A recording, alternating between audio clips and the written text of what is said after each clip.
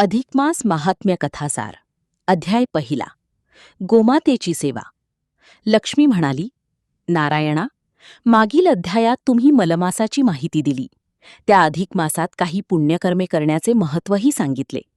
आपले आरोग्य आणि समाधान टिकवण्यासाठी यथाशक्ती व्रते नियम करून ब्राह्मणाला सुवासिनींना दान देण्याबद्दल कथन केले.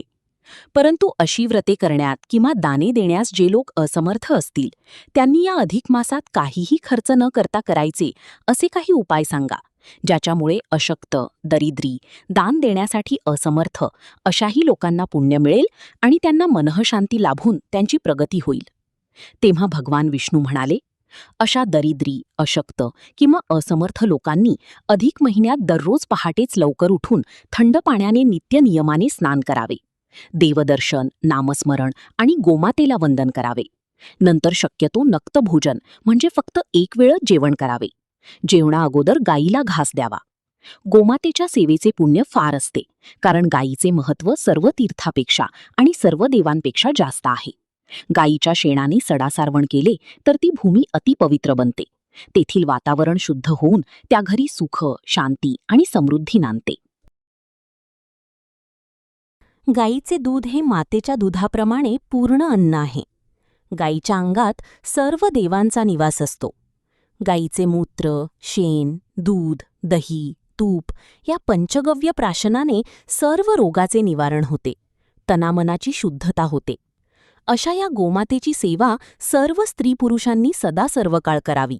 परंतु अधिक मासात जर ती नित्यनियमाने केली तर विशेष पुण्यकारक असून या उपायामुळे माणसाचे कल्याणच होते. त्यानंतर लक्ष्मीदेवीने गंभीरपणे विचारले, हे देवा, गोमातेची सेवा श्रेष्ठ आहे. गाय हा प्राणी अतिपवित्र आहे, परंतु तिचे तोंड मात्र अपवित्र असते. ते असे का बरे? भगवान विष्णू म्हणाले, देवी, त्याचे कारण म्हणजे तिला महादेवाने जो शाप दिला त्याचाच तो परिणाम झाला. ती हकीकत मी आता तुला थोडक्यात सांगतो. एकदा मी आणि ब्रह्मदेव शंकराशी गप्पा गोष्टी करीत होतो. बोलता बोलता ब्रह्मदेव अहंकाराने म्हणाले, मी जर सृष्टी उत्पन्नच केली नाही तर विष्णू कोणाचे पालनपोषण करणार आणि शंकर महाराज विनाश तरी कोणाचा करणार? शंकरदेव हसून म्हणाले, तेही ठीक आहे. ब्रह्मदेवाला त्यामुळेच तिन्ही देवांमध्ये नावाचा पहिला मान आहे. विष्णू भगवान म्हणजे किरीट, कुंडल, शंख, चक्र, गदा, वनमाला विभूषित लक्ष्मीपती आहेत. आमचे काय? स्मशानी निवास, डोक्यावर ही गंगा आणि आमचे मुकुटभूषण म्हणजे ही चंद्रकोर. खरंच महादेवा, तुमचा मुकुट कुठे आहे? सहज गमतेने ब्रह्मदेवाने विचारले. तेव्हा शंकरदेव म्हणाले, खरंच की, गंगा अवतारणाच्या वेळी आमचा मुकुट आम्ही जो काढून ठेवला तो कुठे आहे याचा आम्हाला अजूनही ठावठिकाणा नाही. आपण दोघांनी जर आमचा मुकुट शोधून आणला तर फार बरे होईल. झाले. त्यानंतर शंभूदेवांनी त्यांचा मुकुट शोधायची कामगिरी आम्हा दोघांवर सोपविली. आम्ही त्या कामगिरीवर गेलो. हे लक्ष्मी, मग मी अटळ, वितळ, सुतळ, सप्त पाताळ हिंडलो, तरी शंभूदेवाचा मुकुट मला काही दिसला नाही. मी थकलो, परत आलो आणि शंभूदेवाच्या चरणी मी माझी अगतिकता सांगितली. तेव्हा त्यांनी माझा सन्मान केला आणि मला त्यांच्या शेजारी बसवून शांत होण्यास सांगितले. तिकडे ब्रह्मदेवांनी 21 स्वर्ग धुंडाळले आणि आम्ही जेथे बसलो होतो तेथे ते ऐटीने येऊन म्हणाले, सापडला, शंभू महादेवाचा मुकुट सापडला. खरेच की काय? महादेव मोठ्या आश्चर्याने म्हणाले. त्यावर ब्रह्मदेव म्हणाले, म्हणजे मी काही खोटे सांगतो? पाहिजे तर ही पहा, गाय आणि केतकी माझ्या साक्षीला आहेत. हे महादेवा, तुमचा तो मुकुट, तो त्या तिथे पलीकडे. अशी काहीतरी खोटीच कथा ब्रह्मदेव महादेवांना सांगू लागले. तेवढ्यात, थांबा थांबा, तुम्हाला माझा मुकुट खरेच दिसला? काय हो गोमाता, तुम्ही पाहिला आहे का माझा मुकुट?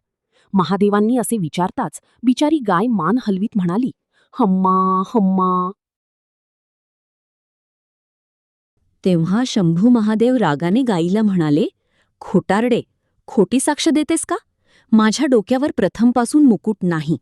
जे नाही ते तुम्ही पाहिले म्हणून सांगता. खोटे बोलता.